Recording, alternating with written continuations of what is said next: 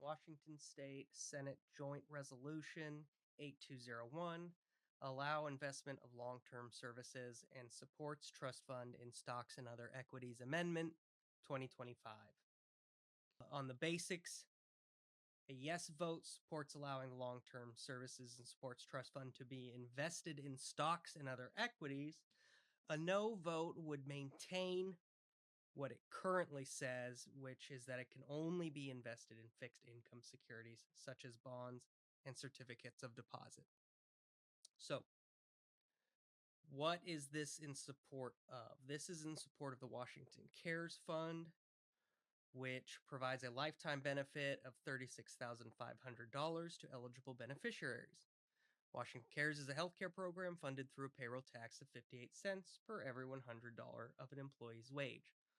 Why are they looking to expand how that money can be invested? So, an analysis of the Washington Cares Fund conducted by the Washington Office of the State Actuary concluded that the program's premium rate of 0.58% may be insufficient to keep the program solvent over a 75-year period. In other words, they think the money's going to run out.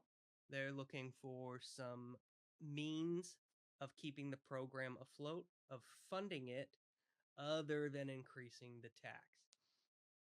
I do like that. Don't like increasing the tax.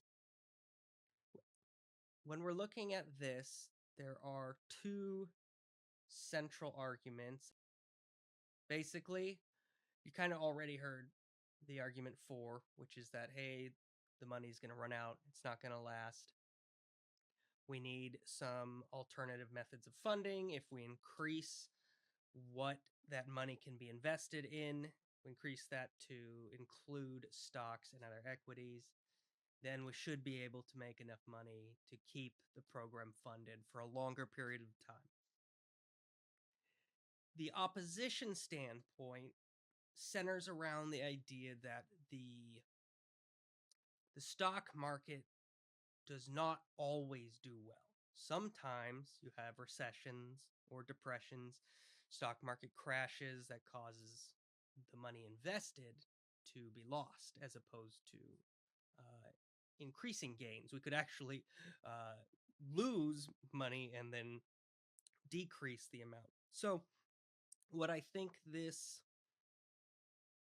joint resolution really comes down to, in terms of whether you want to support or oppose it, is what you think is going to happen with the stock market over the next X amount of years, whatever period of time you're looking at for the stock market gains or losses. So I would say when you're voting for this, that's really what you're taking into consideration, because if you believe that allowing them to broaden what the money can be invested in is going to lead to maybe a stock market crash or something along those lines where they would actually lose money, then obviously we don't want to do that. But if we think that the market is going to do well, as it typically has, then absolutely we would want the LTSS to be able to invest in more high yield options. As always, I'll give my opinion.